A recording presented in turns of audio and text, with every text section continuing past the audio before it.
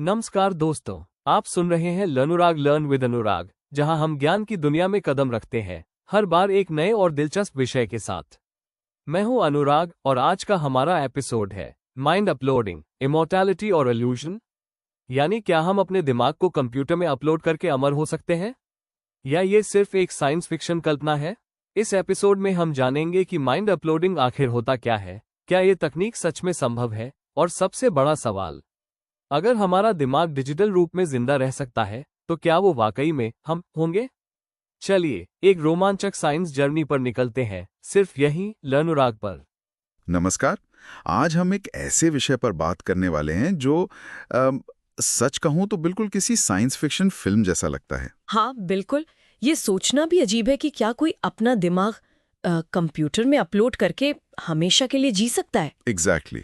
और हमारे पास एक लेख के कुछ अंश हैं, माइंड अपलोडिंग, इमॉर्टैलिटी और इल्यूजन, जो इसी चौंकाने वाली संभावना पर बात करता है। जी, तो चलिए इसमें थोड़ा गहरा उतरते हैं। बिल्कुल। जरा सोचिए, दिमाग के अंदर वो अरबों न्यूरॉन्स, उनके खरबों कनेक्शंस, उन सब का एक बिल्कुल सटीक नक्शा बनाना। हाँ, और फिर उस नक्शे के आधार पर किसी की चेतना, मतलब उसकी सोच, उसकी यादें, पर्सनैलिटी, यहाँ तक कि उसके एहसास, जी, उन सबको एक डिजिटल दुनिया में, कह लीजिए एक सुपर कंप्यूटर में कॉपी कर देना। इसी को मोटे तौर पर माइंड अपलोडिंग कहा जा रहा है ना, जैसा कि ये स्रोत बताता है। हाँ बिल्कुल। और ये सिर्फ मतलब ख्याली पुलाव नहीं है। लेख में जिक्र है कि इस पर काम भी चल रहा है। अच्छा। जैसे एलॉन मस्क का वो न्यूरोलिंक प्रोजेक्ट है, वो ब्रेन कंप्यूटर इंटरफेस बना रहे हैं। हाँ, सुना है उसके बारे में। और फिर होल ब्रेन एम्यूलेशन या WBE जैसी परियोजनाएं भी हैं। उनका तो लक्ष्य ही है पूरे इंसानी दिमाग का एक डिजिटल मॉडल बनाना। बाप रे, पूरे दिमाग का? हाँ, हालांकि स्रोत ये भी साफ करता है कि मंजिल अभी बहुत बहुत दूर है, लेकिन तकनीक उस दिशा में बढ़ तो रही है। हाँ, तकनीक तो बढ़ रही है, पर यहीं से वो सबसे बड़ा और शायद सबसे उलझाने वाला सवाल खड़ा होता है जो स्रोत उठाता है। कौन सा सवाल? यही कि मान लीजिए हमने सफलतापूर्वक किसी का दिमाग कॉपी कर भी लिया, तो कंप्यूटर में जो वो चेतना है, क्या वो सच में वही व्यक्ति है? बिल्कुल। ये सबसे बड़ा कांटा है। स्रोत इसी पहेली पर जोर देता है। क्या वो असली इंसान की चेतना का ही एक कंटिन्यूएशन है, या फिर बस एक बहुत ही ज्यादा एडवांस्ड कॉपी, एक नकल? हाँ, एक तरह से। लेख में एक अच्छी तुलना की गई है। क्या आप किसी किताब की फोटोकॉपी को वही असली किताब मानेंगे? नहीं, वो तो कॉपी हुई, उसमें जानकारी वही है, पर किताब तो ओरिजिनल ही रहेगी। एग्जैक्टली।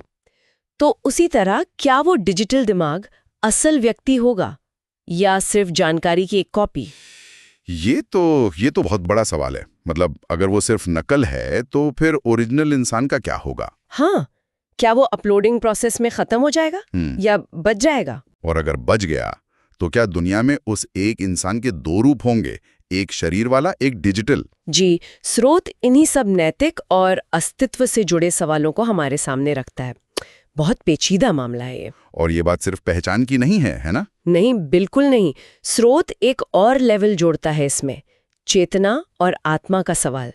अच्छा, वो कैसे? देखिए, मान लीजिए हमने दिमाग कॉपी कर लिया, मतलब विचारों और यादों का जो बायोलॉजिकल हार्डवेयर है उसे। हाँ। पर क्या इंसान का वो सार, वो एसेंस जिसे कुछ लोग आत्मा कहते हैं, या रूह, क्या वो भी साथ में कॉपी हो जाएगा?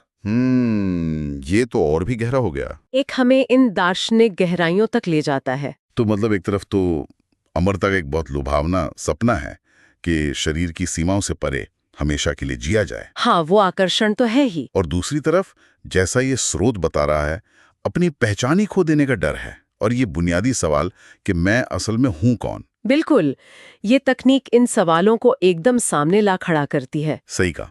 तो स्रोत का निचोड़ क्या लगता है? मतलब क्या ये हो पाएगा, या ये सिर्फ एक भ्रम है? स्रोत का निचोड़ यही लगता है कि ये चीज सिर्फ एक इंजीनियरिंग या कंप्यूटर साइंस की चुनौती नहीं है, ये उससे कहीं ज्यादा है। हाँ, ये तो इंसान होने का मतलब क्या है, उस पर सवाल उठाता है। चेतना क्या है, स्व या सेल्फ का असली मतलब क्या है, इन सब पर सोचने को मजबूर करता है। बिल्कुल। तकनीक शायद एक दिन वहां पहुंच भी जाए, पर क्या हम दार्शनिक तौर पर, नैतिक तौर पर इसके लिए तैयार होंगे? ये सवाल लेख के बिल्कुल केंद्र में है। और इसी सोच को आगे बढ़ाते हुए स्रोत आखिर में एक सीधा सवाल छोड़ता है। पाठकों के लिए। जी। और वही सवाल हम अपने सुनने वालों के लिए भी छोड़ रहे हैं। अच्छा। अगर आपको मौका मिले तो क्या आप अपना दिमाग हमेशा के लिए जीने की उम्मीद में अपलोड करना चाहेंगे, ये जानते हुए भी कि शायद वो डिजिटल आप असल आप ना हो?